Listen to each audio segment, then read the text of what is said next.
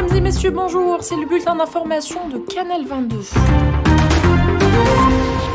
La Cour d'appel d'Alger réduit ce mardi le jugement dans l'affaire de l'ex-gendarme Mohamed Abdellah. L'ex-gendarme vient d'être condamné à 1 an de prison ferme au lieu des 5 ans prononcés à son encontre en première instance. Les accusations retenues sont appartenance à un groupe terroriste et financement d'un groupe terroriste.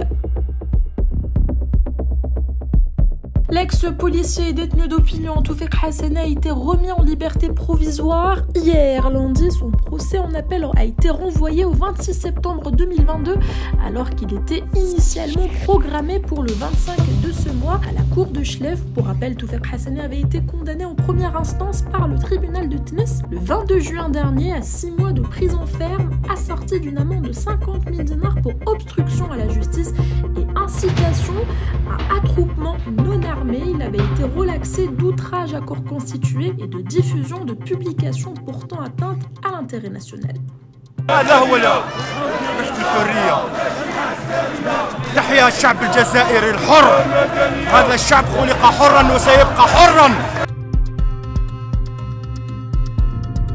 Une secousse tellurique de magnitude 2,8 degrés sur l'échelle ouverte de Richter a été enregistrée aujourd'hui mardi dans la wilaya d'Oran. L'épicentre de la secousse a été localisé au nord-est d'Elzou, dans la même wilaya selon le centre de recherche en astronomie, le CRAG.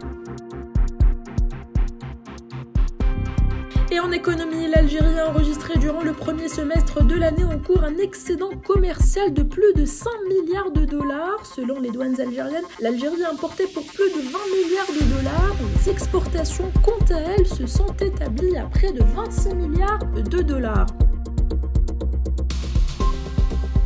Et la page Inter, à Tunis, seulement 27,54% des électeurs tunisiens ont participé au scrutin selon les chiffres provisoires. Le président de l'instance supérieure indépendante pour les élections, Farouk Bouaskar, a déclaré que jusqu'à 22h après fermeture des bureaux de vote, plus de 2 millions d'électeurs ont voté durant le référendum organisé hier lundi sur le projet de la nouvelle constitution tunisienne. Pour sa part, le directeur de l'Institut Sigma Conseil a expliqué que plus de 92% des électeurs ont voté oui à la nouvelle constitution. C'est sur la base d'un sondage à la sortie des urnes. C'était l'essentiel de l'actualité de ce jour présenté par Canal 22. Merci de nous avoir suivis. Excellente journée.